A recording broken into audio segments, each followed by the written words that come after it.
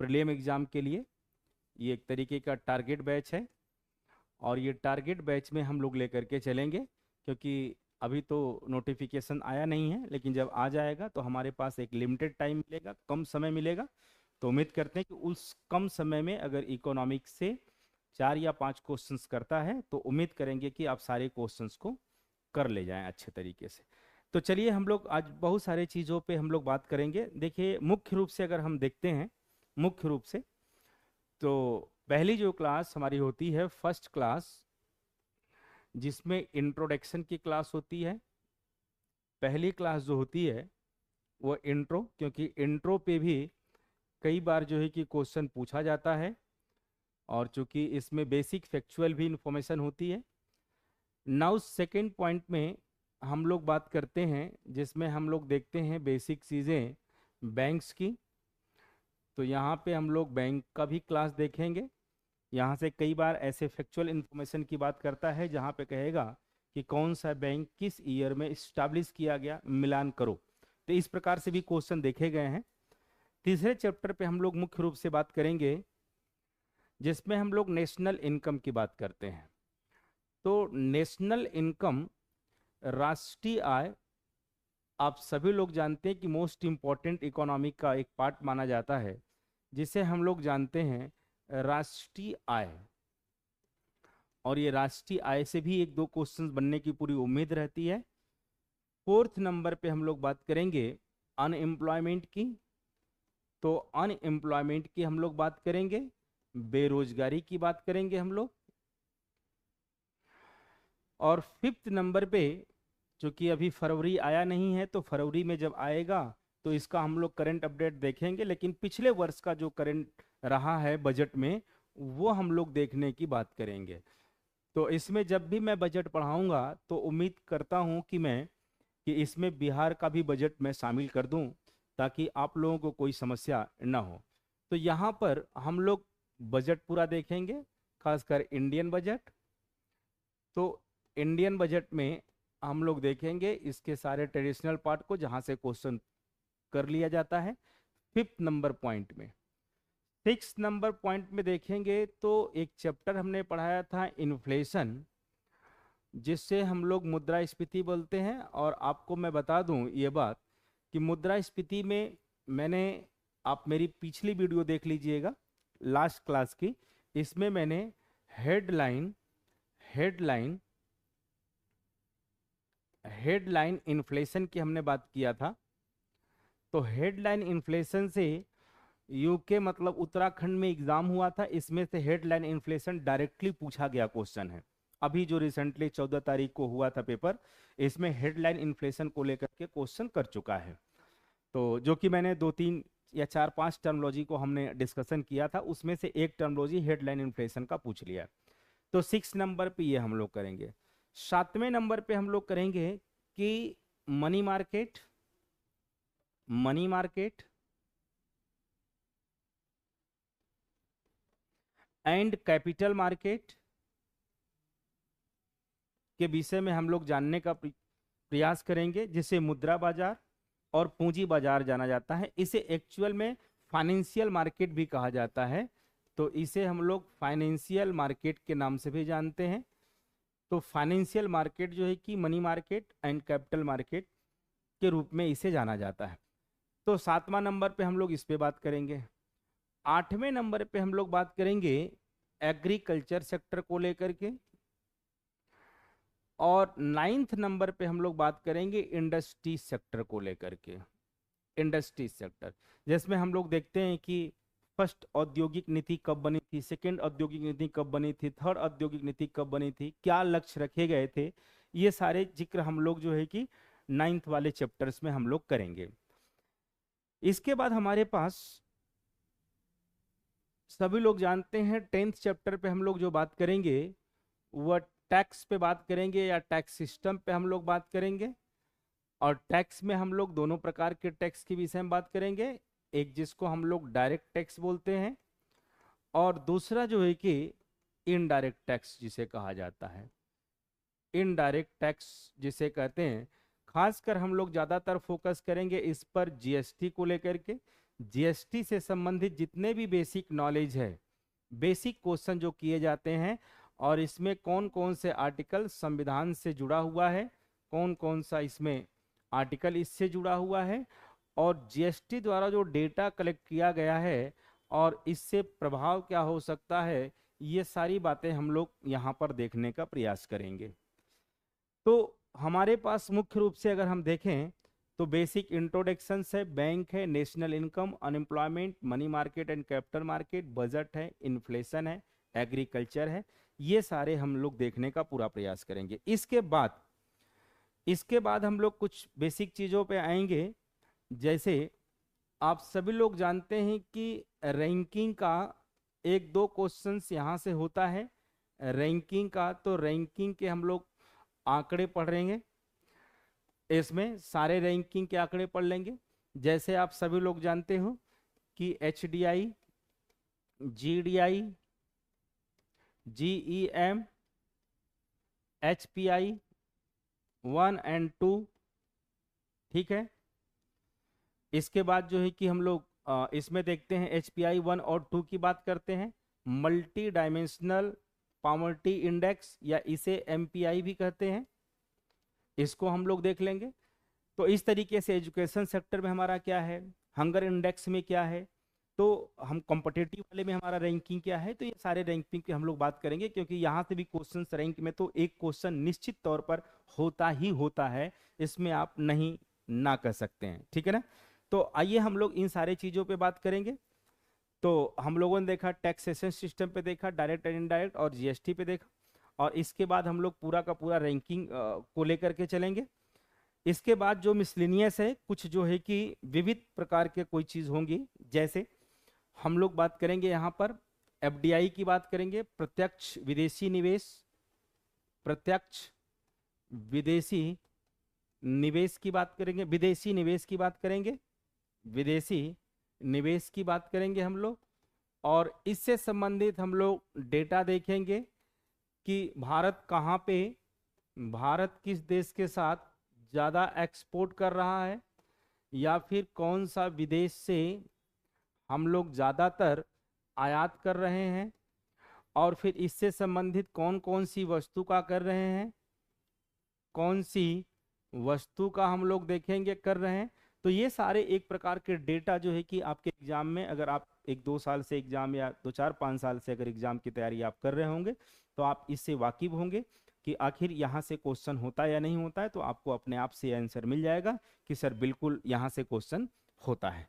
तो आइए हम लोग अब शुरुआत करेंगे इस प्रकार से, कुछ कोर एरिया में जाके हम लोग ताकि बात करेंगे, ताकि हमें ये बात बहुत अच्छी तरीके से समझ में आ जाए। तो आज हम पहली बातें जो करने जा रहे हैं वो आज इंट्रो क्लास पे करेंगे, और ये हमारी लगातार क्लासेस चलेंगी, और 10 से लेकर के 12 चैप्टर पे हम लगातार बात करेंगे, और उम्मीद करता हूं कि आप लोगों को यूट्यूब पे ही सारे चैप्टर्स को मैं पढ़ा दूं, ताकि आप जब एग्ज़ाम देने के जाएं आप, तो आपको काफ़ी यहाँ से लाभ मिल सके। चलिए हम लोग शुरुआत करते हैं अपना फर्स्ट क्लास जो है कि इंट्रोडक्शन की क्लास हम लोग शुरू करने जा रहे हैं।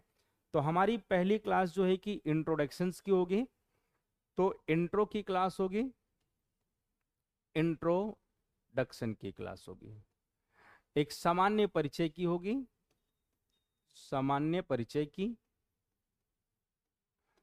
क्लास होगी। मार्कर अगर दिख रहा होगा तो ठीक है, नहीं तो मैं दूसरा मार्कर यूज करूंगा और यहां से मैं आपको बताने की बात करूंगा। इंट्रोडक्शन, इंट्रोडक्शन की पहली क्लास है। यहाँ से भी कई बार बेसिक रूप में क्वेश्चन किए जाते हैं, तो याद रखिएगा सभी लोग। तो जब हम इंट्रोडक्शन क्लास में बात करते हैं तो हमारे सामने ये दो वाक्य आते हैं। एक पहला वाक्य जो कि इंग्लिश में लिखा होता है कि सर इकोनॉमिक्स क्या होता है, जिसे हम लोग हिंदी में इसे अर्थशास्त्र कहते हैं, अर्थशास्त्र कहते हैं। पहला वाक्य यह होता है। दूसरा वाक्य इकोनॉमी किसे कहते हैं, इकोनॉमी, इकोनॉमी जिसे अर्थव्यवस्था कहा जाता है, अर्थव्यवस्था। देखने में ये बात सामान्य है, लेकिन इसको समझना बहुत ही आवश्यक हो जाता है कि अर्थशास्त्र क्या किसे कहते हैं और अर्थव्यवस्था किसे कहते हैं। तो दोनों बात को आप लोग गौर से समझने का प्रयास करिएगा कि जब भी हम अर्थशास्त्र की बात करते हैं, जब भी हम लोग अर्थशास्त्र की बात करते हैं, अर्थशास्त्र की बात करते हैं, इसे हम लोग इकोनॉमिक्स कहते हैं। इकोनॉमिक्स यह एक प्रकार का सिद्धांतिक पक्ष होता है, सैद्धांतिक होता है। एक प्रकार से ये जो है थ्योरी होता है, एक सिद्धांत होता है। सिद्धांत की जब भी मैं बात करूंगा तो आप सिद्धांत का मतलब ऐसा होना चाहिए, जहां पे चाहिए शब्द लग जाता है तो हम ये बात कहते हैं कि ऐसा होना चाहिए, वैसा होना चाहिए, इस प्रकार से होना चाहिए। तो ये सारी मूलभूत जो बातें होती हैं, ये सिद्धांत की बात होती है। होना या न होना ये अलग हो जाता है, लेकिन जब ऐसा होना चाहिए तो हम लोग बोलते हैं कि सर ये आप सिद्धांत की बातें कर रहे हैं। तो जो अर्थशास्त्र होता है एक सिद्धांत पक्ष को दर्शाता है कि ऐसी हमारी अर्थव्यवस्था होनी चाहिए, ऐसा हमारा सिद्धांत कहता है। तो इसे हम लोग अर्थशास्त्र के नाम से आते हैं। देखिए, दो वाक्य इसमें शामिल हैं। अगर मैं इन दोनों वाक्यों को अलग अलग कर दूं तो हम एक जगह देख पाते हैं सभी लोग इको जैसा शब्द का प्रयोग किया गया है, और दूसरे जगह हम लोग देखते हैं तो नॉमिक्स शब्द का प्रयोग किया गया है। नॉमिक्स का अर्थ यह होता है, इंग्लिश में इसे स्टडी कहते हैं और हिंदी में इसे अध्ययन कहते हैं। लेकिन वहीं पर जब हम लोग इको की बात करते हैं, इको का सामान्य अर्थ होता है वेल्थ, और वेल्थ को हम लोग धन से इंडिकेट करते हैं। और यहां पे अगर वेल्थ की बात किया जाए तो हम लोग ये कह सकते हैं कि सर रिसोर्सेस से इसका संबंध होता है, अर्थात हम लोग इसको संसाधनों से जोड़ के देखते हैं। अब आप आसानी से ये बात बता सकते हैं कि सर संसाधनों का अध्ययन करना या धन का अध्ययन करना, आप कहीं से भी इसको आप ले सकते हैं। सर धन का अध्ययन करना या संसाधनों का अध्ययन करना ही इकोनॉमिक्स कहलाता है। तो अगर आपसे कोई जानने का जिज्ञासा रखता है कि इकोनॉमिक्स किसको कहते हैं, तो आप बोलिएगा संसाधनों के अध्ययन को ही इकोनॉमिक्स कहा जाता है, या धन के अध्ययन को ही इकोनॉमिक्स कहा जाता है। तो इसके डेफिनेशन में अगर हम देख पाते हैं तो हम डेफिनेशन साथ में लिख देते हैं कि आप बोल सकते हो इकोनॉमिक्स इज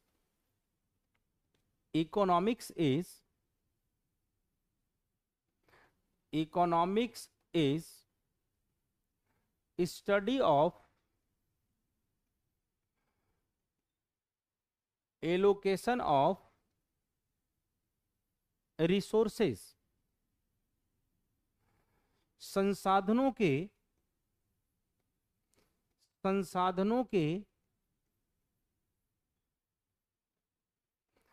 अध्ययन को या आवंटन के अध्ययन को संसाधनों के आवंटन के अध्ययन को अर्थशास्त्र कहा जाता है, अर्थशास्त्र कहते हैं। ये आपका एक छोटा सा डेफिनेशन अर्थशास्त्र के विषय में हो गया। आप चाहें तो यहां से भी समझ सकते हैं, आप चाहें तो मेरा पूरा लिखा हुआ यहां से भी आप समझ सकते हो। देखो, एक शब्द मैंने जो लिखा हूं इसमें, यह शब्द अपने आप में एक बहुत बड़ा शब्द है जिसका नाम है आवंटन करना। आवंटन, अब इस आवंटन को जरा समझते हैं तो मैं आपको बताना चाहता हूं कि हमारी जो अर्थव्यवस्था में सबसे बड़ी समस्या अगर देखा जाए तो सबसे बड़ी समस्या अगर कोई है तो वह है आवंटन करना। आवंटन करना इसको एलोकेशन भी बोल सकते हैं या इसको वितरण करना। वितरण करना मतलब डिस्ट्रीब्यूशन करना। यह हमारी इकोनॉमी की सबसे बड़ी समस्या है। अब आपको समस्या को बहुत आसानी और एकदम बेसिक भाषा में मैं आपको समझाने का प्रयास करूंगा कि आखिर ये वितरण की समस्या क्यों है भारत में। कैसे हम कह सकते हैं कि सर वितरण की बहुत ज्यादा समस्या है। अब आप देखो, मान लो हमने कहा कि मान लो कोई सरकार है और सरकार ने एक बहुमत की सरकार, एक विपक्ष की सरकार है। मैंने ऐसे माना कि एक मान लो कि हमने कहा कि बहुमत की सरकार है और एक विपक्ष की सरकार है। विपक्ष की सरकार, हमने कहा विपक्ष में लोग बैठे हुए हैं और एक बहुमत में जिसको बहुमत हासिल है। तो हमने कहा कि मान लो सरकार ने क्या कहा कि 500 करोड़ का हम बजट प्रस्तुत करेंगे और इसमें से अधिकतम बजट हम कृषि क्षेत्र पे खर्च करेंगे। विपक्ष ने कहा कि कृषि पे क्यों, आप इसको इंडस्ट्रीज पे भी खर्च कर सकते हैं। तो इसमें जो बहुमत की सरकार उसने बताया कि अगर हम इसमें से 300 करोड़ अगर हम एग्रीकल्चर पे खर्च करते हैं तो इससे हमारा उत्पादन जो है कि बढ़ेगा, उत्पादन में वृद्धि होगा। ये विपक्ष, ये ऐसा बहुमत सरकार का कहना, उत्पादन बढ़ेगा और उत्पादन बढ़ने पर हमारे यहाँ एम्प्लॉयमेंट भी बढ़ेगा और एम्प्लॉयमेंट बढ़ने पर प्रत्येक व्यक्ति की इनकम भी बढ़ेगी, ऐसा बहुमत दलों का कहना है। और प्रत्येक व्यक्ति की जब डिमांड बढ़े, इनकम बढ़ेगी तो इसकी डिमांड भी बढ़ेगी और डिमांड बढ़ेगी तो ये मांग ज्यादा करेगा और इन्फ्लेशन होगा। और जब इन्फ्लेशन होगा तो कलेक्शन ऑफ गवर्नमेंट का ये भी बढ़ेगा, टैक्स का कलेक्शन। और जब टैक्स का कलेक्शन बढ़ेगा तो सरकार क्या करेगी, डेवलपमेंट करेगी। तो इसने अपना एक पक्ष रखा कि हम 300 करोड़ इसलिए खर्च करना चाहते हैं ताकि सरकार का कलेक्शन, टैक्स का कलेक्शन बढ़े और उसके साथ साथ आर्थिक गतिविधियां जितनी भी भारत में है वो सारे के सारे आर्थिक गतिविधियों में वृद्धि हो। इसके कारण से 300 करोड़ रुपया एग्रीकल्चर पे हम खर्च करेंगे। अंततः हम देख रहे हैं कि लक्ष्य क्या रखा गया है, विकास का होगा। लेकिन मान लिया हमने कि अब मान लो कि बहुमत दल में बीजेपी थी, ऐसा मैं मान के कुछ समय में चल रहा हूं, और हमने कहा कि बाद में पार्टी जो है कि मान लो कांग्रेस की बन गई। कांग्रेस ने कहा कि आपने 300 करोड़ खर्च कृषि पे किए थे, हम 300 करोड़ जो बजट का खर्च होगा ये हम इंडस्ट्री सेक्टर पे करूंगा। अब आप देखिए, तो लोगों ने पूछा भाई इंडस्ट्री सेक्टर पे क्यों, तो इन्होंने कहा कि उत्पादन बढ़ेगा, उत्पादन बढ़ने से आपने देखा होगा कि एम्प्लॉयमेंट बढ़ेगा, बाजार में एम्प्लॉयमेंट बढ़ने से पर कैपिटा इनकम बढ़ेगा और पर कैपिटा इनकम बढ़ने से स्वाभाविक बात है कि इन्फ्लेशन बढ़ेगा और इन्फ्लेशन बढ़ने से टैक्स कलेक्शन ऑफ गवर्नमेंट का अच्छा होगा, जिससे सरकार फिर क्या करेगी, डेवलपमेंट करेगी। देखिए, अब दोनों बातें आप समझने का प्रयास करिए। कांग्रेस भी अपने पूरे सिद्धांत में या पूरा लक्ष्य में अंततः वो अंत बिंदु पर जो आ रहा है वो विकास पे आ रहा है। उसी प्रकार से बीजेपी भी इसका अंतिम लक्ष्य क्या हो रहा है, विकास का। देखो, लक्ष्य दोनों का समान है लेकिन वितरण में समस्या है। कोई कहता है कि इंडस्ट्रीज पे खर्च करो, कोई कहता है कि एग्रीकल्चर पे खर्च करो, लेकिन दोनों का जो मोटिव होता है वो क्या होता है, एक ही है, एक समान है। तो यहाँ पे जो समस्या उत्पन्न हो रही है वो वितरण को लेकर के हो रही है कि आखिर संसाधनों का वितरण कैसे किया जाए ताकि प्रत्येक व्यक्ति तक, जो निचले पायदान पर जो व्यक्ति बैठा हुआ है उस तक संसाधन पहुंच सके। और इसको लेकर के भारत में एक बहुत बड़ी समस्या है, वो समस्या वितरण की समस्या मानी जाती है। आई होप कि आप सभी लोग इतनी बातें आप समझ गए होंगे कि जो अर्थव्यवस्था में सबसे बड़ी अगर कोई समस्या है तो वह है वितरण की समस्या, डिस्ट्रीब्यूशन की, कि संसाधनों का डिस्ट्रीब्यूशन कैसे किया जा सके। आइए हम लोग आगे चलने का प्रयास करते हैं। उम्मीद करता हूं कि आप लोगों को मैं बहुत आराम से क्लास को पढ़ा रहा हूं ताकि आप सभी लोगों को यह समझ में आनी चाहिए। देखिए, मैं एक बात कहता हूं कि अभी हमने बात किया था सर, इकोनॉमिक्स पे हमने बात किया था और इकोनॉमिक्स में देखा था हमने संसाधनों का आवंटन, संसाधनों का आवंटन, कि इसी के अध्ययन को, इसी के अध्ययन को मतलब स्टडी को ही हम सभी लोग अर्थशास्त्र कहते हैं। चलिए, ये बात तो यहां तक क्लियर है। लेकिन आप यहां पे देखने का थोड़ा सा प्रयास करें, ये जो वाक्य लिखा गया है, आप यहां से थोड़ा सा प्रयास करें सभी लोग। देखिए, आप सभी लोग जानते हैं टोटल पॉपुलेशन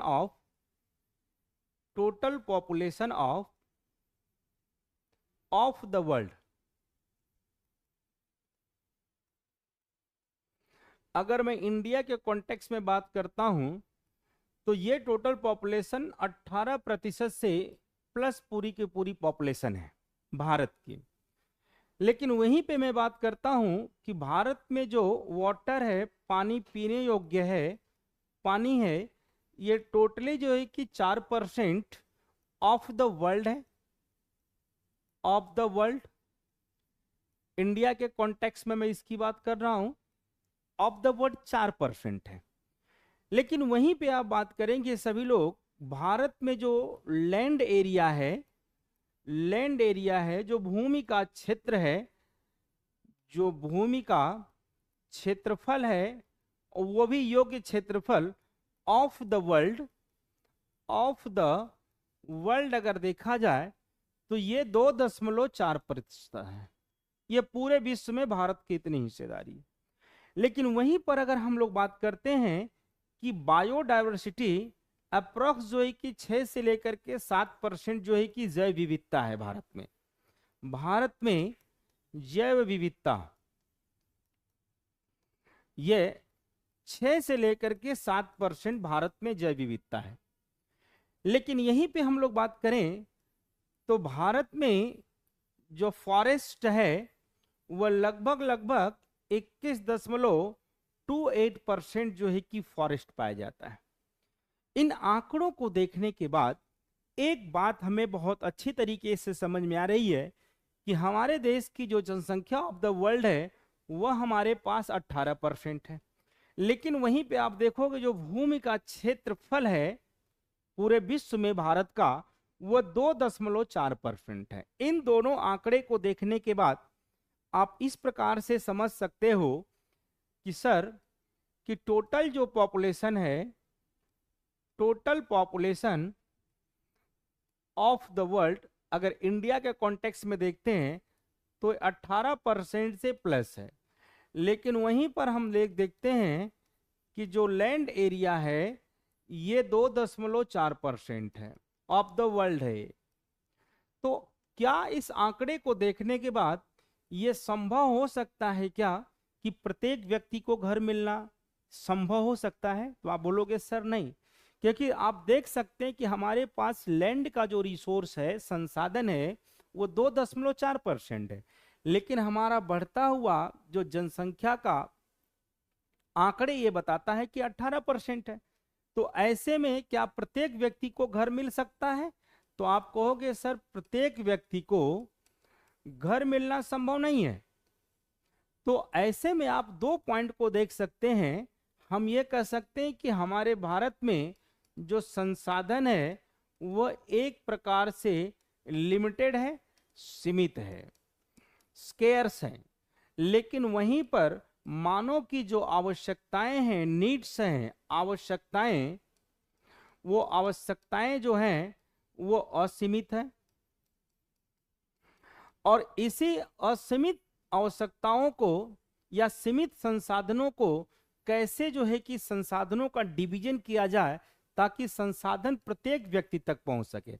तो ये जो संसाधन हमारे पास सीमित संसाधन है, संसाधन, इसको कैसे इसका डिस्ट्रीब्यूशन हो, कैसे इसका डिस्ट्रीब्यूशन हो ताकि प्रत्येक व्यक्ति तक संसाधन की पहुंच हो, संसाधन की पहुंच हो।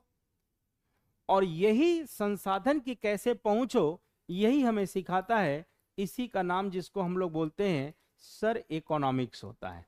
अर्थात अर्थशास्त्र हमें ये बताता है, अर्थशास्त्र हमें ये बताता है कि संसाधनों का डिवीजन कैसे करना है। तो अब मेरी बातों को बहुत अच्छे तरीके से आप समझ गए होंगे कि संसाधन जो है कि भारत में एक लिमिटेड है, और ह्यूमन की जो नीड है, मानव की जो आवश्यकताएं हैं, वो असीमित है, अनलिमिटेड है। तो अनलिमिटेड जो इनकी आवश्यकताएं हैं, तो सीमित संसाधनों को किस प्रकार से डिवीजन किया जाए ताकि प्रत्येक व्यक्ति तक संसाधन पहुंच सके, और यही हमें कौन सिखाता है? तो हम सामान्य रूप से कह सकते हैं कि सर अर्थशास्त्र सिखाता है। आइए मैं इसके डेफिनेशन में आपको मैं यहाँ पे दिखा देता हूं कि अर्थशास्त्र क्या है। तो अर्थशास्त्र, economics is the study of allocation अर्थात डिस्ट्रीब्यूशन ऑफ द रिसोर्सेज, संसाधनों का आवंटन कैसे किया जाए, और यही हमें अर्थशास्त्र सिखाता है। उम्मीद करते हैं इस आंकड़े को देखने के बाद आप आसानी से तय कर सकते हैं कि सर बिल्कुल ये बात करेक्ट है कि अर्थशास्त्र हमें क्या बताता है। तो उम्मीद करते हैं कि सभी लोगों को ये टॉपिक अर्थशास्त्र का जो डेफिनेशन है ये अच्छे तरीके से सबको समझ में आ गया होगा। तो चलिए हम लोग अब आगे बात करते हैं। आगे हम लोग बात करेंगे, हाँ, अब आगे हम लोग बात करते हैं कि सर अर्थशास्त्र की दो शाखाएं होती हैं। तो अर्थशास्त्र की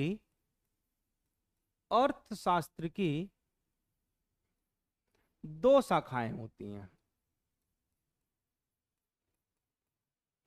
अर्थशास्त्र की दो ब्रांच होती हैं। There are two branches of economics. First is, जिसे माइक्रो इकोनॉमिक के नाम से जाना जाता है। First is micro economics, second is macro economy.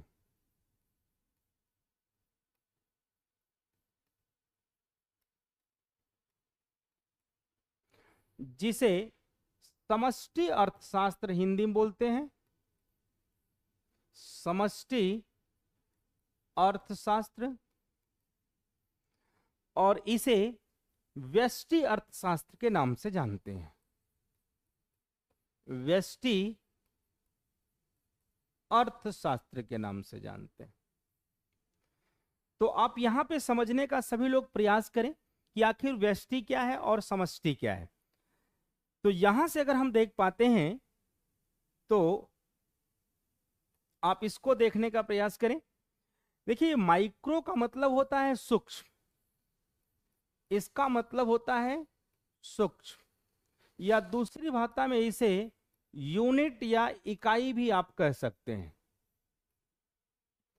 इसका मतलब कि जहां पर इकाई की, एक इकाई की बात हो, एक इकाई की बात हो, जैसे एक कंपनी,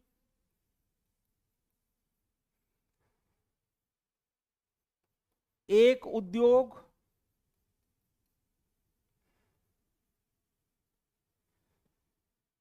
और एक परिवार। जहां पे एक शब्द लग गया, इसका मतलब ये सारी गतिविधियां किसको बताती हैं? माइक्रो इकोनॉमी को प्रेजेंट करती हैं। इसलिए कहा जाता है कि it is present a unit, यह एक इकाई को प्रदर्शित करती हैं। इसका मतलब जितनी भी गतिविधियां होती हैं इकोनॉमी में, गतिविधियां, उन गतिविधियों को यह प्रस्तुत करता है। अर्थात वो एक गतिविधियों को प्रस्तुत करता है। अर्थात जहां पे एक यूनिट की बात होती है उसे हम लोग माइक्रो इकोनॉमिक कहा जाता है। यहां पर एक बहुत महत्वपूर्ण टॉपिक समझना है कि सर यहां पर जितने भी एंटिटी होती हैं वो सेपरेट होती हैं, एक दूसरे से बिल्कुल सेपरेट होती हैं, एक दूसरे से अलग होती हैं। अलग अलग का मतलब यह हो गया कि अगर हमने कहा कि सर अगर मान लो एक उद्योग बंद हो गया तो क्या इसे किसी परिवार पर ज्यादा इफेक्ट पड़ेगा? तो आप बोलोगे सर नहीं। कोई कंपनी बंद हो गया तो क्या एक परिवार पर बहुत ज्यादा इफेक्ट पड़ेगा? तो आप बोलोगे सर नहीं। तो इसका मतलब यहां पर प्रत्येक एंटिटी एक सेपरेट अवस्था में होती हैं, अगर कोई भी एक एंटिटी बंद हो जाता है तो दूसरे एंटिटी पे इसका प्रभाव नहीं पड़ता है। लेकिन वही बात अगर मैं करूं समष्टि अर्थशास्त्र की, तो यह आप कह सकते हैं it is present whole economy. यह होल इकोनॉमी को, जिसे समग्र अर्थव्यवस्था को, समग्र अर्थव्यवस्था को प्रस्तुत करता है। तो यहां पर हम लोग जो अध्ययन करते हैं वो समग्र अर्थव्यवस्था का अध्ययन हम लोग करते हैं, किसी एक यूनिट की हम अध्ययन की बात नहीं करते हैं। जैसे हमने कहा कि सर नेशनल इनकम, राष्ट्रीय आय, तो आपने कहा सर ये कोई एक इकाई की बात नहीं हो रही है बल्कि ये पूरे देश की इकोनॉमी की बात हो रही है। हमने कहा इन्फ्लेशन, तो आपने कहा सर इन्फ्लेशन किसी एक व्यक्ति के लिए नहीं है बल्कि पूरे देश के लिए है। कहा अनएम्प्लॉयमेंट, तो आपने कहा सर अनएम्प्लॉयमेंट किसी एक व्यक्ति के लिए नहीं है, पूरे भारत के लिए अनएम्प्लॉयमेंट किया जाता है। जैसे आपने कहा बीओपी और BOT, balance of payment, balance of trade, तो ये पूरे भारत की अर्थव्यवस्था को दर्शाता है, न कि किसी एंटिटी को दर्शाता है। तो यहां पर प्रत्येक एंटिटी एक दूसरे के ऊपर निर्भर होती हैं। अगर हमने कहा कि नेशनल इनकम में कोई समस्या होती है तो इनडायरेक्टली अनएम्प्लॉयमेंट जनरेट हो जाएगा। अगर हमने कहा कि इन्फ्लेशन में किसी प्रकार की समस्या होती है तो पूरी इकोनॉमिक इससे प्रभावित हो सकती है। इसलिए यहां पर प्रत्येक एंटिटी जो होती है वो आपस में जुड़ी होती है, एक दूसरे के ऊपर डायरेक्टली इफेक्ट करती हैं। तो इसलिए इस बात को सभी लोगों को ध्यान रखना, और हमें जो हमारे कोर्स में जो पढ़ना है वो हम लोग मैक्रो इकोनॉमी को पढ़ते हैं, ना कि माइक्रो इकोनॉमी को। तो हमारा जो सिलेबस का मुद्दा है वो मैक्रो इकोनॉमी का मुद्दा है, न कि माइक्रो इकोनॉमी का मुद्दा है। तो आई होप कि सभी लोगों को इतनी बातें समझ में आ गया होगा। तो आइए हम लोग बेसिक कुछ चीजें सीखते हैं जो आपके एग्जाम में कई बार पूछा जाता है। जैसे हमने कहा फादर ऑफ इकोनॉमिक्स, तो शुरुआत में इसे कौटिल्य को जाना जाता था, जिसे हम लोग चाणक्य कहते हैं, और इनकी फेमस बुक का ही नाम इकोनॉमिक्स था। इनके बुक्स का नाम जो था वह इकोनॉमिक्स ही था। लेकिन वहीं पर जब हम इसकी बात करते हैं कि फादर ऑफ मॉडर्न इकोनॉमिक्स,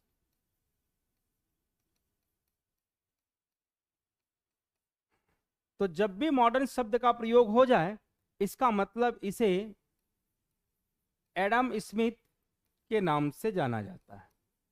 अर्थात एडम स्मिथ को फादर ऑफ मॉडर्न इकोनॉमिक्स कहा जाता है। अब एडम स्मिथ जो है ये बहुत बड़ा सपोर्टर थे कैपिटलिस्ट इकोनॉमिक को, कैपिटलिस्ट इकोनॉमी के। तो ये पूंजीवादी अर्थव्यवस्था के सपोर्टर थे। पूंजीवादी अर्थव्यवस्था के नाम से भी इन्हें जाना जाता है। इसका मतलब कभी ये पूछ दे कि फादर ऑफ कैपिटलिस्ट इकोनॉमी किसे कहा जाता है, तो आप एडम स्मिथ को ही मार के चलिएगा सभी लोग। फादर ऑफ कैपिटलिस्ट इकोनॉमी, तो इन्हें हम लोग एडम स्मिथ के नाम से ही जानते हैं। और एडम स्मिथ की प्रमुख 3 बुकें हैं। इनकी प्रमुख रूप से 3 बुक्स हैं जो कि इंपॉर्टेंट मानी जाती है। पहली बुक का नाम है जिसे वेल्थ ऑफ नेशन कहा जाता है, 1776 में उन्होंने लिखा था। दूसरा economics is the moral sentiment, और तीसरी बुक का नाम है economics is the science of wealth. तो इनकी ये तीन प्रमुख बुकें हैं जो कि economics is the science of wealth को इन्होंने डिफाइन किया था, बाकी बुकें आप देख सकते हैं। तो इनके हर थ्योरी में लगभग आपको ये बुकों में दिख रहा है वेल्थ की बात किए हैं, और यहाँ पे भी वेल्थ की बात करते हैं, इसलिए इन्हें कैपिटलिस्ट इकोनॉमिक के नाम से भी जाना जाता है। ये ज्यादातर सपोर्टर जो कि किसके थे, एडम स्मिथ, तो कैपिटलिस्ट इकोनॉमी को ज्यादा सपोर्ट करते थे। आइए जब हम लोग बात करते हैं फादर ऑफ इंडियन इकोनॉमिक की बात करते हैं, तो जब हम लोग फादर ऑफ इंडियन इकोनॉमिक की बात करते हैं हम लोग, इकोनॉमिक्स की जब बात करते हैं तो इसमें नाम आता है अमर्त्य सेन जी का। अमर्त्य सेन जी ने वेलफेयर नेशन की थ्योरी दिया था इन्होंने, वेलफेयर नेशन इनकी बुक का नाम है। कल्याणकारी राज्य की बात की विषय में बात बोलते हैं, और इसलिए 1998 में इन्हें नोबेल पुरस्कार मिला, और 1999 में इन्हें भारत रत्न से सम्मानित किया गया। तो यह महत्वपूर्ण बन सकता है कि किसको नोबेल पुरस्कार मिला था, तो इनकी बुक का नाम वेलफेयर नेशन है। तो आप लोग थोड़ा सा इसको ध्यान रखिएगा, ऐसे चीजें पूछी जाती हैं। और एक फैक्ट के आधार पर मैं आपको बताना चाहूंगा कि जब हम लोग भारत की इकोनॉमी की बात करते हैं तो हम लोग देखते हैं कि 1991 से पहले, 1991 से पहले जो भारत की अर्थव्यवस्था थी, भारत की अर्थव्यवस्था ये एक बंद अर्थव्यवस्था के रूप में थी, बंद अर्थव्यवस्था के रूप में थी। बंद अर्थव्यवस्था का अर्थ होता है कि ऐसी इकोनॉमी जहां कोई अनुमति नहीं होती है, कोई अनुमति नहीं होती है सरकार की कि एक्सपोर्ट किया जा सके या इंपोर्ट किया जा सके। तो ना तो निर्यात की और ना ही आयात की, यहां पे किसी प्रकार का ना तो आयात आप कर सकते हैं और ना ही जो है कि निर्यात कर सकते हैं बाहरी देशों के साथ में। ऐसी अर्थव्यवस्था को बंद अर्थव्यवस्था के रूप में जाना जाता है। और यह क्वेश्चन कई बार पूछा गया है कि बंद अर्थव्यवस्था क्या होता है, तो सामान्य अर्थों में बताइएगा। बंद अर्थव्यवस्था एक ऐसी अर्थव्यवस्था होती है जहां पे सरकार की कोई भी अनुमति एक्सपोर्ट और इंपोर्ट करने की नहीं होती है। ऐसी अर्थव्यवस्था को बंद अर्थव्यवस्था के रूप में जाने जाते हैं। आपको पता है कि हमारे देश के अर्थशास्त्री इकोनॉमिक्स भी रहे हैं, जिसका नाम है डॉक्टर मनमोहन। तो डॉक्टर मनमोहन सिंह आईएमएफ से अपने यहां विकास के लिए उधार लेने के लिए या लोन लेने के लिए आईएमएफ के पास गए, लेकिन दरअसल आईएमएफ से लोन नहीं मिल पाया। आईएमएफ क्या होता है, इंटरनेशनल मॉनेटरी फंड जिसको कहा जाता है। तो इंटरनेशनल मॉनेटरी फंड इसे कहा जाता है, इंटरनेशनल मॉनेटरी फंड। 1945 में इसको बनाया गया था, और ये क्या करता है कि आर्थिक सुधार की बात करता है, आर्थिक सुधार की बात करता है, इकोनॉमिक रिफॉर्म्स की बात करता है। तो अब आप देखिएगा जरा ध्यान से, अगर आपसे पूछे कि इकोनॉमिक रिफॉर्म्स के लिए अंतरराष्ट्रीय संगठन कौन सा है, तो आईएमएफ मार दीजिएगा। लेकिन इकोनॉमिक डेवलपमेंट के लिए अगर बात किया जाए, इकोनॉमी डेवलपमेंट की अगर बात किया जाए, तो तो ये वर्ल्ड बैंक होता है। तो आर्थिक विकास के लिए वर्ल्ड बैंक है, आर्थिक विकास के लिए वर्ल्ड बैंक है, विश्व बैंक, और आर्थिक रिफॉर्म्स के लिए आईएमएफ है। तो किसी भी प्रकार से डॉक्टर मनमोहन सिंह को लोन नहीं मिल पाया, तो आईएमएफ ने कहा कि भैया आप आर्थिक अपनी इकोनॉमी को एक सुधार लाओ, या अपनी इकोनॉमी में आप सुधार करो। तो डॉक्टर मनमोहन सिंह ने 1991 में इकोनॉमिक रिफॉर्म्स का पालन करते हैं। तो यहां पर अपनी इकोनॉमी का क्या करते हैं, रिफॉर्म्स करते हैं। रिफॉर्म्स करने में इन्होंने 3 मॉडल को अपनाते हैं, 3 मॉडल, जिसे एल और पी और जी मॉडल कहा जाता है। लिबरलाइजेशन का मतलब होता है उदारीकरण, और इसे निजीकरण, और इसे वैश्वीकरण। तो ये 3 मॉडल को डॉक्टर मनमोहन सिंह अपनाते हैं, और इसे ही, इस मॉडल को ओपन इकोनॉमिक के नाम से जानते हैं, ओपन इकोनॉमिक के नाम से जानते हैं। इसलिए 24 जुलाई 1991 को भारत को गोल्डन डे नोटिफाइड कर दिया गया था। नोटिफाइड का मतलब होता है सुनहरा दिन, भारत का सुनहरा दिन घोषित कर दिया गया था। इसलिए कई बार इस प्रकार से क्वेश्चन किया जाता है कि भारत का सुनहरा दिन कब मनाया जाता है, तो आप ये आसानी से बता सकते हैं कि 24 जुलाई 1991, क्योंकि 1991 में डॉक्टर मनमोहन सिंह ने आईएमएफ के द्वारा दिया गया गाइडलाइन, जिसको इकोनॉमिक रिफॉर्म्स कहते हैं, वो रिफॉर्म्स हमारे देश की अर्थव्यवस्था में लागू करते हैं, जिसमें 3 मॉडल को अपनाया जाता है।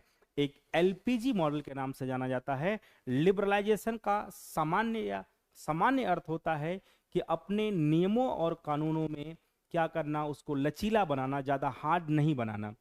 निजीकरण का मतलब यह होता है कि प्राइवेट सेक्टर का इन्वॉल्वमेंट कराना इसमें। वैश्वीकरण का मतलब यह होता है कि विश्व के अर्थव्यवस्था के साथ में अपनी इकोनॉमी को जोड़ना। तो ये तीनों मॉडल को अपनाया गया, इसीलिए 24 जुलाई 1991 को हम लोग गोल्डन डे नोटिफाइड किया भारत को। भारत का ये सुनहरा दिन माना जाता है। तो ये आपसे क्वेश्चन पूछा जा सकता है कि किसकी देन है, तो डॉक्टर मनमोहन उसमें वित्त मंत्री थे। उन्होंने आर्थिक सुधार अपनी अर्थव्यवस्था में, अर्थात भारत की अर्थव्यवस्था में इन्होंने आर्थिक सुधार किया। तो चलिए हम लोग यहाँ पर पूरी की पूरी बात सीख लिए कि आखिर इकोनॉमिक्स क्या है। अब हम लोग आते हैं इकोनॉमी। अब हम लोग आते हैं अगले चैप्टर पे कि अर्थव्यवस्था क्या होता है। तो यहां पे ध्यान से सुनिएगा कि अर्थव्यवस्था, अब हम लोग इकोनॉमी की बात करने जा रहे हैं। इकोनॉमी, देखिए इकोनॉमी, ये जो शब्द लिखा है अपने आप में एक अपूर्ण शब्द होता है। ये अपूर्ण शब्द है, ये पूर्ण शब्द नहीं है जब तक इसे किसी देश के साथ न जोड़ा जाए, साथ न जोड़ दिया जाए। अर्थात जब तक आप इसे किसी देश के साथ इस शब्द का प्रयोग नहीं करोगे, तब तक यह शब्द अपने आप में अपूर्ण माना जाता है। अब भाई इकोनॉमिक अर्थव्यवस्था, तो किसकी अर्थव्यवस्था, जब तक किसी देश का आप नाम नहीं जोड़ेंगे। तो जैसे हमने कहा कि यह अर्थव्यवस्था लिखा गया है, अर्थव्यवस्था, और यहां पर लिख दूं भारतीय, तो आप ये कहोगे कि सर भारतीय की बात हो रही है, भारतीय अर्थव्यवस्था की बात हो रही है। जैसे मैं लिख दिया चाइना, अब चाइना की अर्थव्यवस्था। अब जैसे मैं लिख दिया कि अमेरिका, तो अमेरिका की अर्थव्यवस्था। अब ये जब नाम जुड़ जाता है तो एक तरीके से ये पूर्ण शब्द बन जाता है, पूर्ण शब्द बन जाता है। तो इकोनॉमी अपने आप में अपूर्ण शब्द होता है जब तक कि किसी देश के साथ इसको जोड़ करके न देखा जाए। Is it clear? तो जब हम अर्थव्यवस्था की बात कर रहे हैं तो आप इन पहलुओं पे ध्यान रखें सभी लोग। अभी हम लोगों ने देखा कि सर एक होता है इकोनॉमिक्स, और इकोनॉमिक्स में हमने कहा 2 शब्द को तोड़ के बनता है, एक इको और दूसरा जो है कि नॉमिक्स। नॉमिक्स का मतलब होता है स्टडी करना, और इको का मतलब हमने कहा था कि सर वेल्थ होता है, धन होता है, और धन को हमने जोड़ दिया था, इसको हमने रिसोर्सेस से अर्थात संसाधनों से। तो हमने कहा था कि संसाधनों का अध्ययन करना ही क्या कहलाता है, इकोनॉमिक्स कहलाता है। बड़ी अच्छी बात है। लेकिन आप 2 मिनट के लिए सोच के देखें कि अर्थव्यवस्था जब लिखते हम लोग हैं, अर्थव्यवस्था, इसको इंग्लिश में इकोनॉमी कहा जाता है। तो इकोनॉमी भी 2 शब्दों से मिलकर बना हुआ है, एक शब्द इको और दूसरा शब्द नॉमी। अब ये भी 2 शब्दों से मिलकर बना हुआ, इको एंड नॉमी। ये नॉमी, नॉमी का मतलब होता है अरेंजमेंट करना, अरेंजमेंट का मतलब होता है व्यवस्था, व्यवस्था करना। और इको का मतलब वही होता है कि जो इकोनॉमिक्स में हमने सीखा था, इसका मतलब इसको भी हम लोग वेल्थ कहेंगे, धन कहेंगे, या इसको हम लोग संसाधनों से देख लेते हैं। तो अब हम लोग देख पाते हैं संसाधनों की व्यवस्था करना। लेकिन एक बहुत इंपॉर्टेंट पॉइंट है, व्यवस्था कैसे करेंगे। अगर मान लो आपसे कोई कहता है कि सर संसाधनों की व्यवस्था करना है, तो क्या आप ऐसा संभव हो सकता है कि संसाधनों की व्यवस्था आप बिना अध्ययन किए हुए कर सकते हैं? तो इम्पॉसिबल है। तो संसाधनों का जब भी व्यवस्था करना पड़ेगा, तो सबसे पहले इस बात का ध्यान रखना पड़ेगा कि संसाधनों का अध्ययन बहुत ही जरूरी होता है। इसलिए इकोनॉमिक्स में अगर आप देखोगे तो इकोनॉमिक्स और इकोनॉमी ये दोनों एक में ही, एक अर्थों में ही समाहित होते हैं। अर्थात जब तक हम इकोनॉमिक्स या नॉमिक्स नहीं करेंगे, तब तक हम लोग नॉमी नहीं बना सकते। जब हम लोग नॉमिक्स करेंगे तभी नॉमी में जाकर के परिवर्तन होगा। इसीलिए कहा जाता है इसके डेफिनेशन में, when started a new economy activities by using economics. तो जब अर्थशास्त्र का प्रयोग करके, जब अर्थशास्त्र का प्रयोग करके नई आर्थिक गतिविधियां शुरू की जाती हैं, तो उसे अर्थव्यवस्था के नाम से जानते हैं। अर्थव्यवस्था कहते हैं इस प्रकार से। अर्थात अर्थव्यवस्था, जब हम किस शब्द का प्रयोग कर रहे हैं, जो इकोनॉमिक्स, अर्थात इकोनॉमिक्स का प्रयोग करके जब हम लोग इकोनॉमी करते हैं, नॉमी करते हैं, एक व्यवस्था करते हैं, तो इसे ही हम लोग इकोनॉमी कहते हैं। अर्थात जब हम लोग अर्थशास्त्र का प्रयोग करके नई आर्थिक गतिविधियों का क्या करते हैं, शुरुआत करते हैं, तो उसे हम लोग अर्थव्यवस्था के नाम से जानते हैं। तो आई होप कि आप लोग इतना समझ गए होंगे कि इकोनॉमी अगर करना है, अर्थव्यवस्था करना है, तो किसका सहारा लेना पड़ेगा, हमें इकोनॉमिक्स का सहारा लेना पड़ेगा। क्योंकि विदाउट स्टडी, विदाउट अध्ययन हम कभी भी व्यवस्था नहीं कर सकते। तो चलें हम लोग यहाँ पे ध्यान देते हैं कि ये आर्थिक गतिविधियां क्या हैं। तो जब भी हम लोग आर्थिक गतिविधियों की बात करते हैं,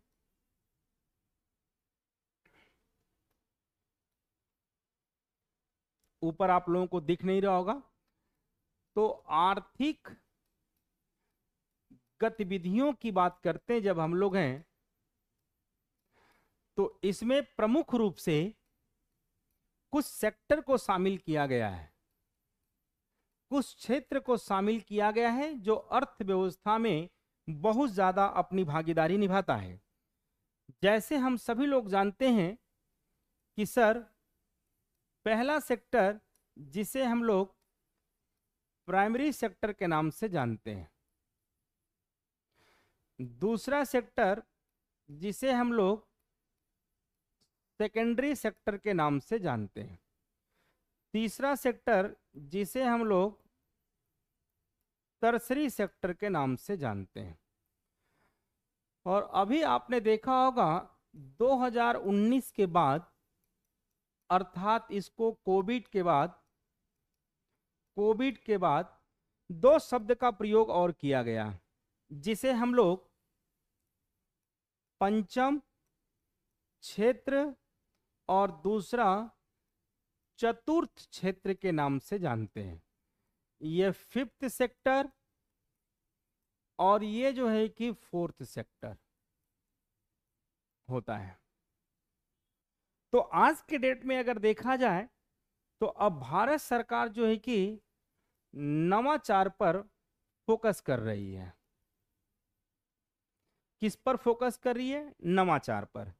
तो नवाचार में हम लोगों ने देखा, यहां पे मैं लिख देता हूं, नवाचार इनोवेशन।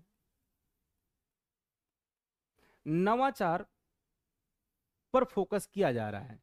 इसमें अब आज के डेट में ग्रीन इकोनॉमी पे बात हो रहा है, ब्लू इकोनॉमी पे बात हो रहा है।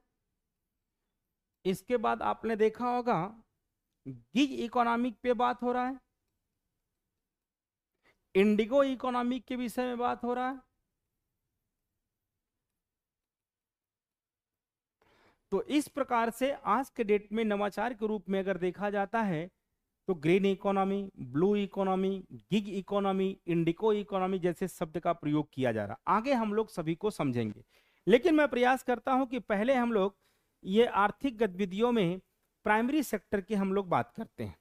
तो जब हम लोग प्राइमरी सेक्टर की बात करते हैं तो यहां पर हम लोग देख पाते हैं कि प्राइमरी सेक्टर,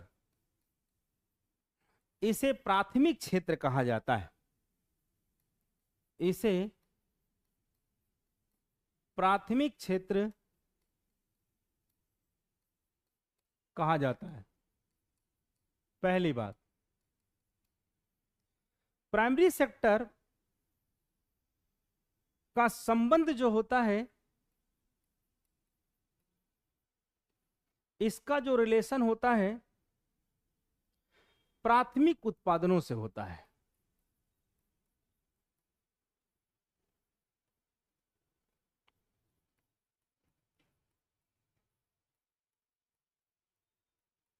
से होता है, अर्थात ये जो डिपेंड होते हैं, आधारित होते हैं,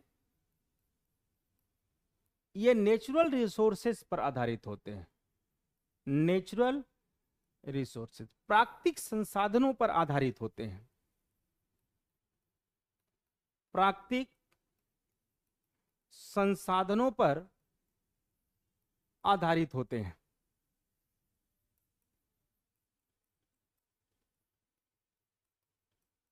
आप सभी लोग नोट डाउन करते चलिएगा, क्योंकि मैं बहुत स्लो क्लास पढ़ा रहा हूं। मैं चाहता हूं कि आप सभी लोग इसको नोट करते चलें, इसीलिए मैं हर वाक्य को लिखने का प्रयास कर रहा हूं। तो ये जो है कि प्राथमिक संबंध इनका जो कि प्राथमिक उत्पादनों से होता है, और ये आधारित जो होते हैं वो नेचुरल रिसोर्सेज पे होते हैं, अर्थात प्राकृतिक संसाधनों पर आधारित होते हैं। तीसरी बात अगर मैं आपसे कहूं कि सर ये जीडीपी में कंट्रीब्यूशन जो देते हैं ये क्षेत्र, या जीडीपी में सकल घरेलू उत्पादन में जो भागीदारी होती है वह 17.32% होती है। इसका मतलब अप्रोक्स अगर देखें तो आप ये कह सकते हैं कि सर लगभग 20% जो है कि ये प्राइमरी सेक्टर हमारे जीडीपी में कंट्रीब्यूशन करता है। लेकिन वहीं पे अगर हम बात करें कि सर यहां पर जॉब क्रिएशन जो होता है, जॉब क्रिएशन अर्थात जिसको हम लोग रोजगार जानते हैं, तो लगभग सर ये 48.28% होता है। अप्रोक्स मान के चलें तो हम ये कह सकते हैं कि सर ये सेक्टर अकेला ही 50% तक रोजगार प्रोवाइड करता है। और आप अगर देखेंगे तो कोविड-19 के समय एकमात्र सेक्टर ये रहा है, एकमात्र क्षेत्र जिसने 3.5% ग्रोथ रेट दिया था।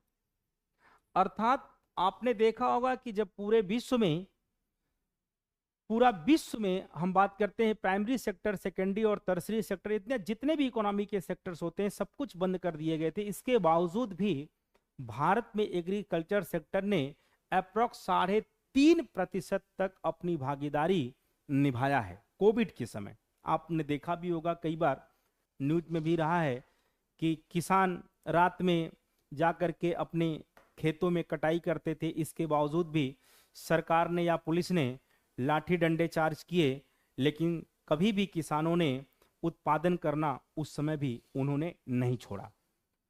उसी की देन है कि 3.5% जो है कि भारत में प्राइमरी सेक्टर का ग्रोथ रेट रहा है। यहां पे अगर हम बात करते हैं तो यहां पर जो वर्कर होते हैं, वर्कर्स, तो वर्कर को रेड कॉलर जॉब कहा जाता है।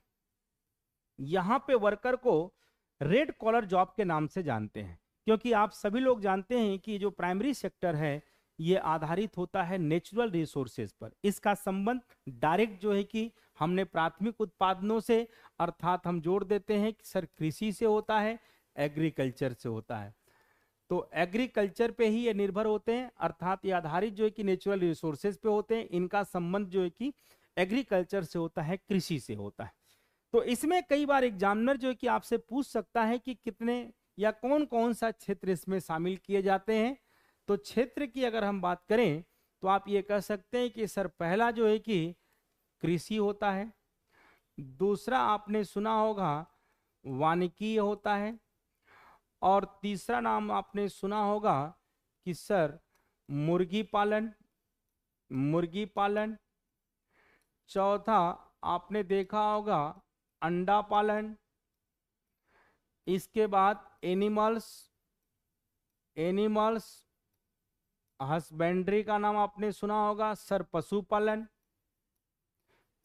पशुपालन, और इसके बाद आपने देखा होगा सर खनन, या इसको उत्खनन बोलते हैं। उत्खनन इसका मतलब माइनिंग भी इसी में जुड़ जाता है। तो ये जो सारे सेक्टर्स होते हैं ये डायरेक्ट जो है कि रिलेट करते हैं प्राइमरी सेक्टर से, प्राइमरी सेक्टर से। और आपको बता दूं प्राइमरी सेक्टर पूरा का पूरा जो आधारित होता है वह नेचुरल रिसोर्सेज पे होता है, नेचुरल रिसोर्सेज पे। इसलिए यहाँ पे जो काम करते हैं, जो वर्कर हैं, जो काम करने वाले लोग हैं, काम करने वाले जो लोग हैं, इन्हें रेड कॉलर जॉब कहा जाता है। इन्हें क्या कहा जाता है? रेड कॉलर जॉब कहा जाता है। आई होप कि इतनी सभी लोगों को बातें समझ में आ गई होगी। अब हम लोग चलते हैं सेकेंडरी सेक्टर पर। चलिए, तो ये हमारा रहा प्राथमिक सेक्टर। अब हम लोग बात करेंगे कि सर सेकेंड में सेकेंडरी सेक्टर की हम लोग जब बात करते हैं, इसको हम लोग हिंदी में द्वितीयक क्षेत्र के नाम से जानते हैं, द्वितीयक क्षेत्र के नाम से जानते हैं। तो इसके प्रमुख पॉइंट आप लोग याद रखिएगा। इसका जो संबंध होता है, इसका जो संबंध होता है वह उद्योगों से होता है, उद्योगों से इसका संबंध होता है। और यह किस पे आधारित होता है?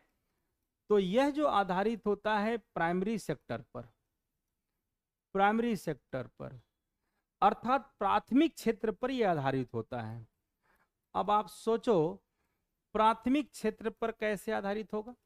जैसे मान लो कि आपने गेहूं उत्पादन किया और गेहूं से अगर बिस्किट बनाना है तो बिस्किट बनाने के लिए आप कहां ले जाएंगे इसको? आप इंडस्ट्रीज में ले जाएंगे। तो इंडस्ट्रीज में बिस्किट तभी बनेगा जब आप प्राथमिक उत्पादन होगा। अगर प्राथमिक उत्पादन नहीं होगा तो कभी भी यह नहीं बन सकता है। क्लियर हो गया मेरी बात को?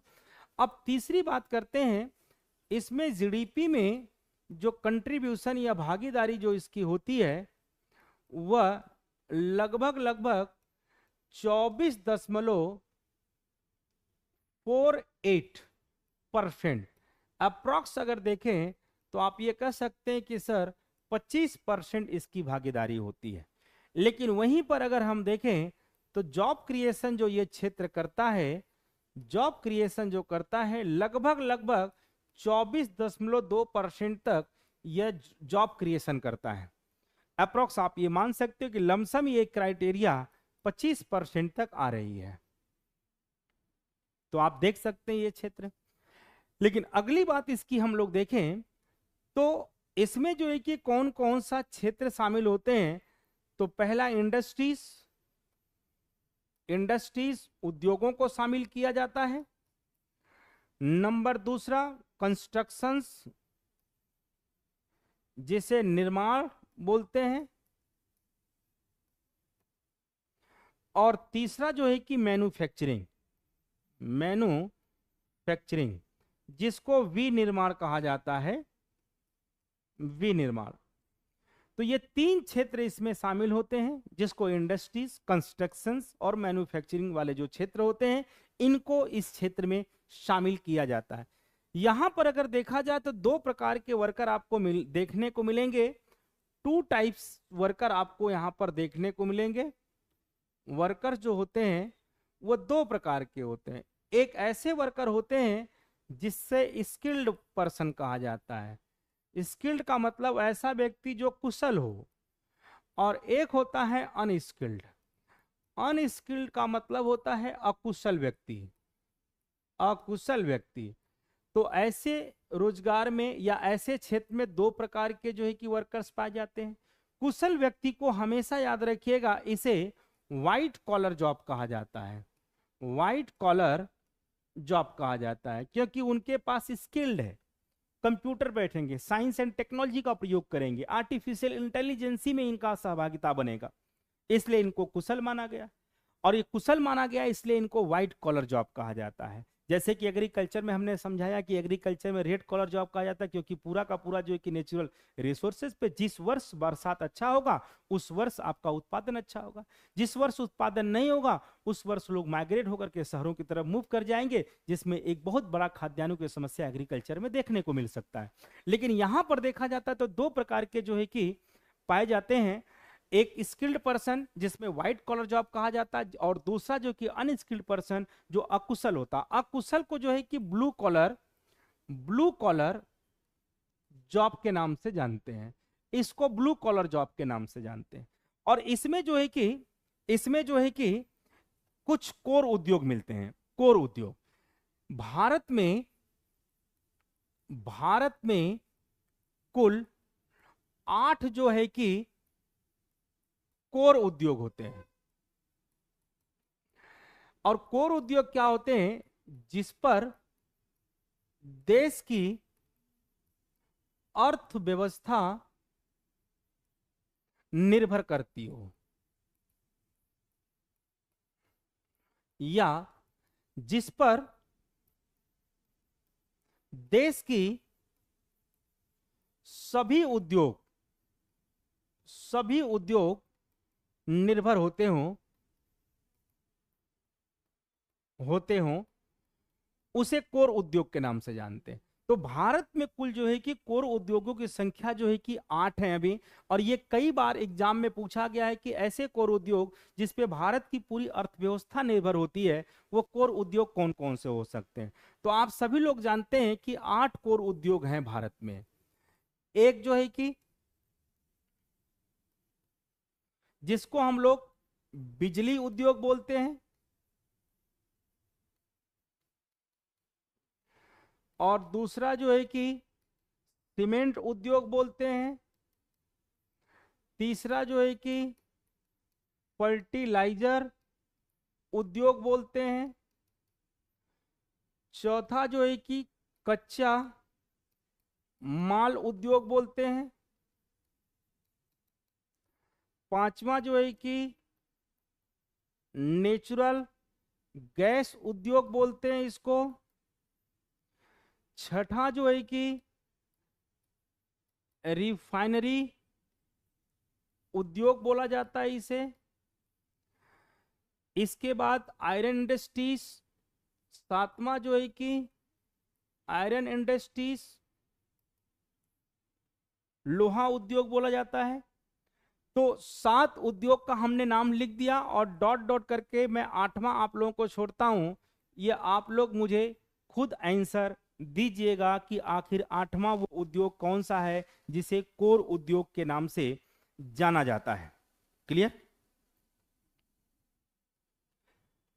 है ना? कच्चा उद्योग मतलब कच्चा तेल उद्योग के नाम से इसको जानिएगा। तो बिजली उद्योग, सीमेंट उद्योग, फर्टिलाइजर, कच्चा तेल उद्योग, नेचुरल गैस उद्योग, रिफाइनरी और जो है कि आयरन उद्योग। तो ये हमारे पास जो है कि कई उद्योग हो गए। तो हम लोग उम्मीद करते हैं कि यहीं तक पहली क्लास को रखें, नेक्स्ट क्लास इसके बाद हमारी होगी।